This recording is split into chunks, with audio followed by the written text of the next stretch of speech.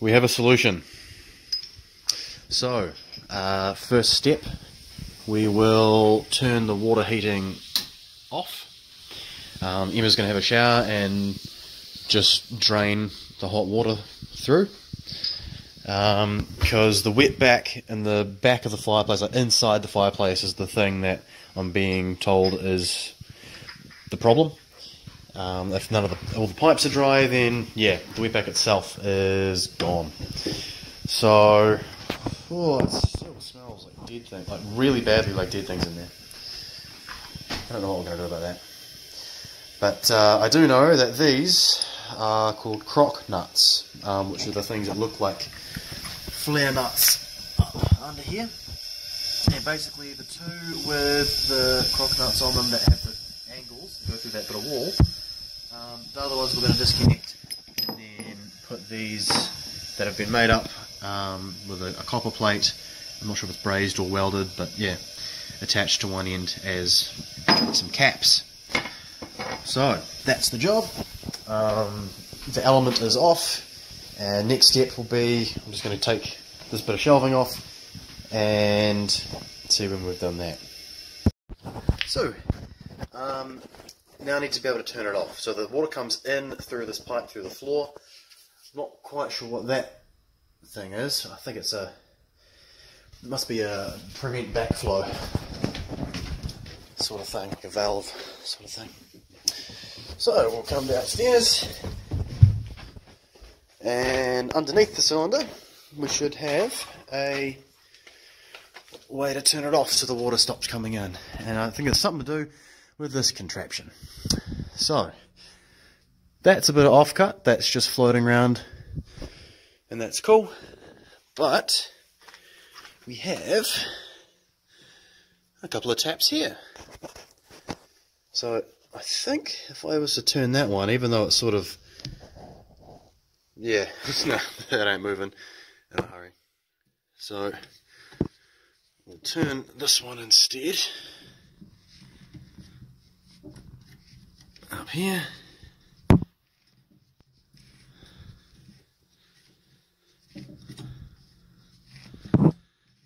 If I couldn't locate this, plan is to go down, to the water toby that I do know the location of down on the street side. So even though this is not normally the way you go, I'm just going to hold that tight there. Ooh, never mind.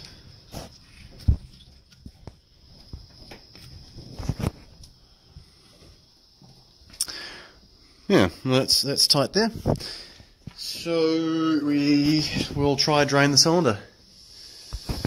I guess this is the next step, and see if we can. So we'll do that by letting Emma have her shower, and when she's done with that, either the cylinder is going to be empty and other hot water taps around the house won't have anything coming out, or that tap failed completely and I've just got to turn it off at the toby. So we'll check that out when she's done. So I've got the biggest spanner I have and a pair of vice grips, sort of thing, and well, not vice grips. So one thing I was told was to try and crack the nut. Talking about these nuts here, that here. Crack it while the cylinder's full, because the cylinder's got a lot of pressure on the inside of it. And the number one thing you don't want to do is put so much force on it that it actually rips that copper metal and rips the cylinder a hole in there, because then if that happens, you're up for a new cylinder. Which is why as a sparky you almost always try and get a plumber to do this sort of thing. So yeah, I'm going to grab these big things. The space is a little tight to get any good camera angles, so we'll just see what we can do. And yeah, crack the nut on this one and this one. The other super important thing is that you can see that crock nut here, but there's another nut just above. So we're going to be holding onto that nut above and a different tool on this bottom one. So not quite sure how we're going to achieve that when there's that much space to be able to fit something through. But that's the challenge, and that's what we've got to do. So I'll get into it. There's just the wood's in the way too much that I can't get the tools that I have in there, unless there's like a special spanner that's that wide, like a 40mm spanner or something like that. Yeah, the head on this adjustable spanner just isn't enough. So taking out this little bit of shelving, what I'm going to do is get a little bit of wood. This is my actually outgoing hot water pipe. Get some wood to hold it up directly under where the supports actually are, and then cut away the inside of this bit of timber here with the saber saw so we can actually get in there. And yeah, so 535. Let's get some timber. So just got a couple bits of wood, knocked them together, and knocked them in. So that should be in line with where the weight's going to come down when I cut the middle of this channel. So grab my saber saw, and we will just do that.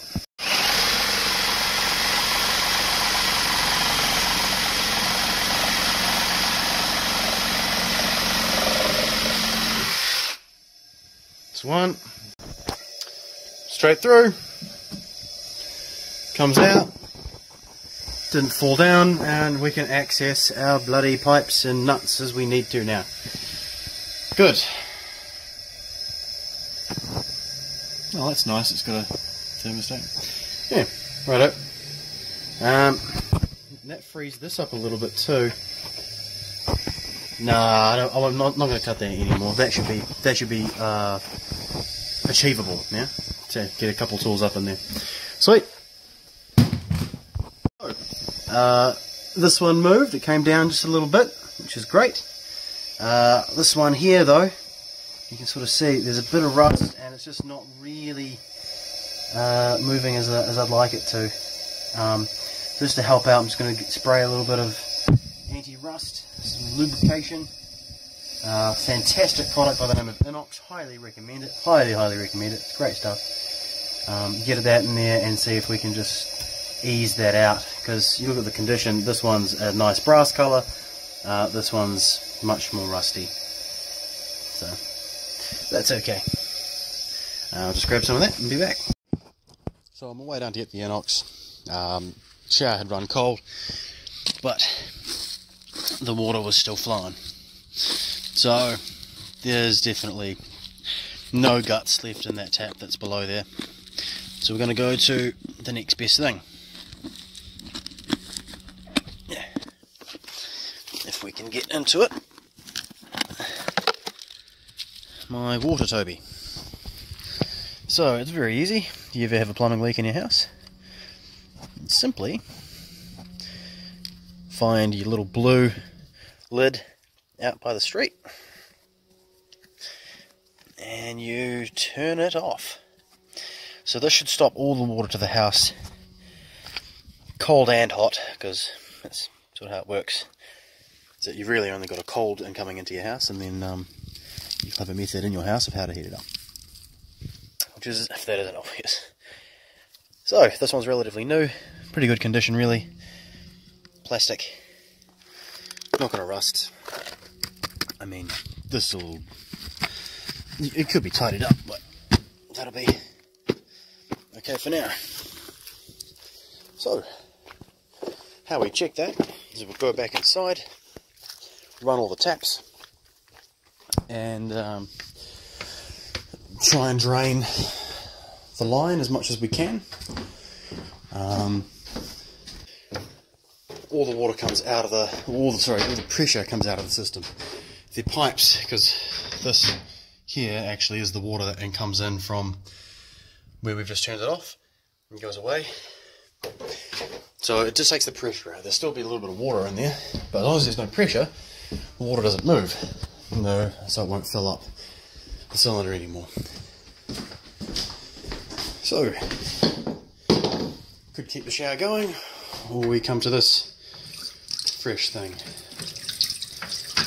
So, cold, nothing's coming out, there's no pressure in it, sweet, that's what we want.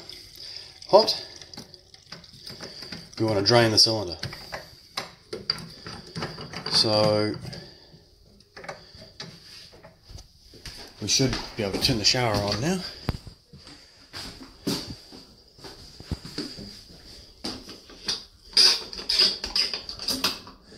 And nothing. So, hot water, turn that on. To actually drain the cylinder, we're going to need to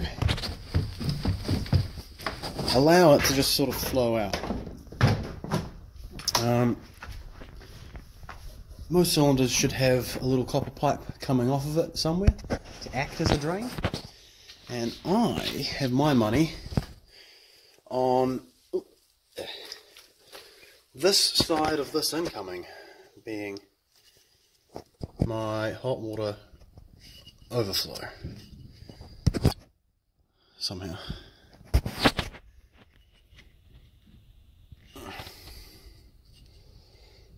Hell, I'm going to have to get a ratchet just for this.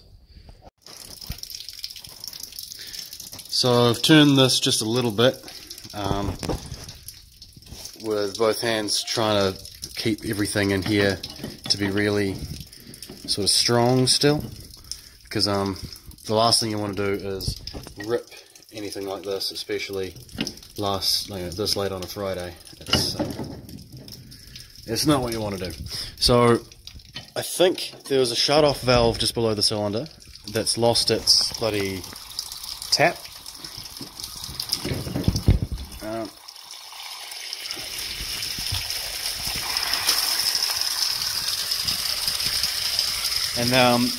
Yeah, that's what that was. Because we got it turned off at the street, this should only be the cylinder.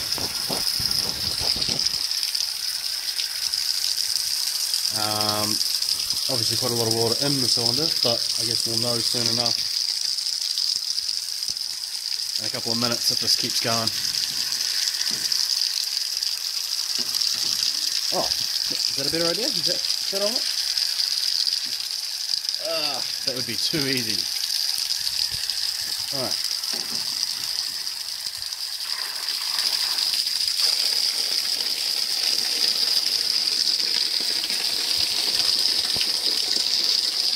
You've got to make sure that your cylinder is turned off at the switchboard when you do this, because otherwise it's like boiling a kettle with no water inside it. And I'm sure you've heard how bad and disastrous that can be. So I'm just going to keep letting this drain.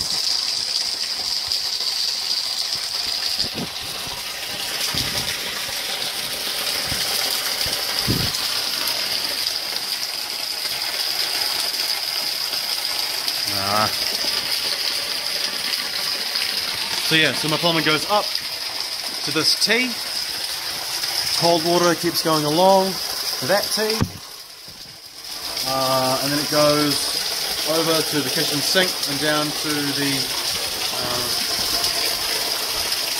toilet area down there, to the wash house. And there's a few pipes going up there, because there's also, that's where the dishwasher has been able to go. We've got the vanity here, and the far back copper pipe will be our bathtub, I suppose. That big metal clanger of a pipe is for the shower drain. Goes down. The other big metal clanger of a pipe is a drain for the bath. I don't even know if that's industrial or whether that's just how they did it back in the day. But like, they're sort of using that part there as like a support for the wood above. It's gonna be strong enough, I suppose.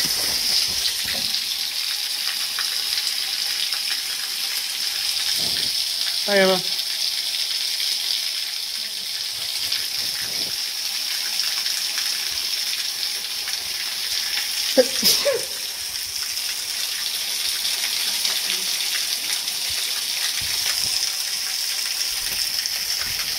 Oh, I know why turning that tap didn't turn it off now.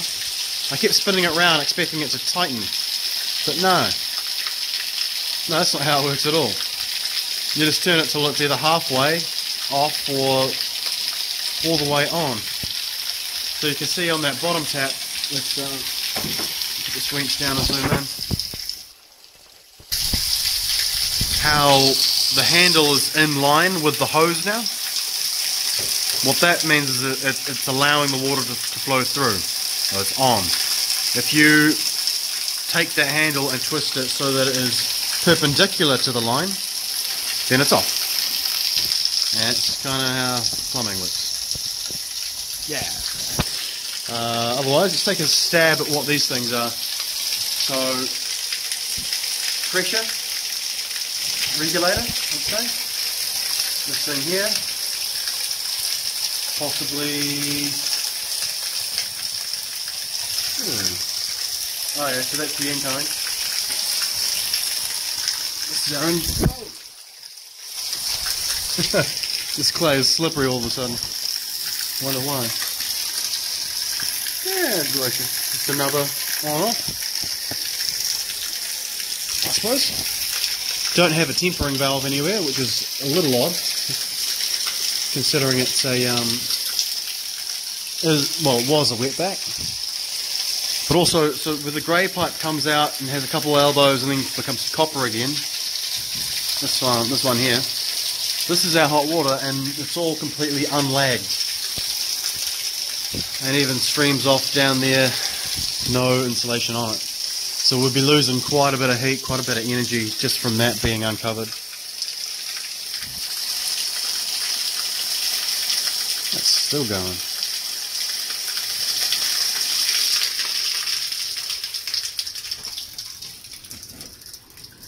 Didn't take long at all. So yeah, so at some stage we're going to lag all that. Except I do kind of want to redo the plumbing in here at some stage. And bring it all to this nice new stuff. I mean, the copper's fine. It just wears away over time, corrodes over time.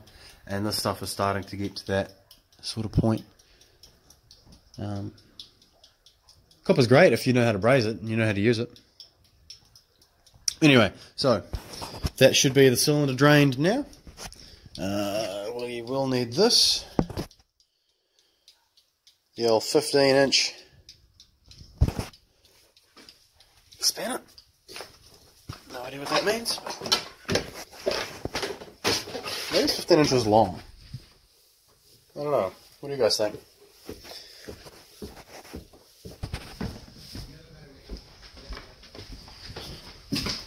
Right.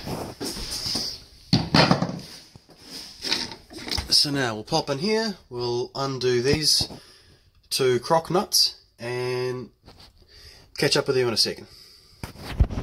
So they came off. This one here was pretty, rusted on, and the top bit was starting to move a little bit.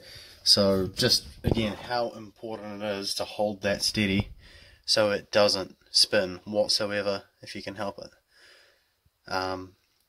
So these two are off. This one, when it came out, a little bit of water gushed on the ground, bit of a gusher, but that's okay. So when you're dealing with plumbing, these are all 25s. That's the inside diameter there. So we could just spin them on and call it a day, but that's actually irresponsible.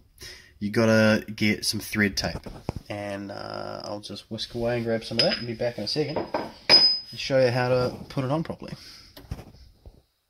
A couple of years ago I lived in a flat that had a shower head that was an absolute dribbler.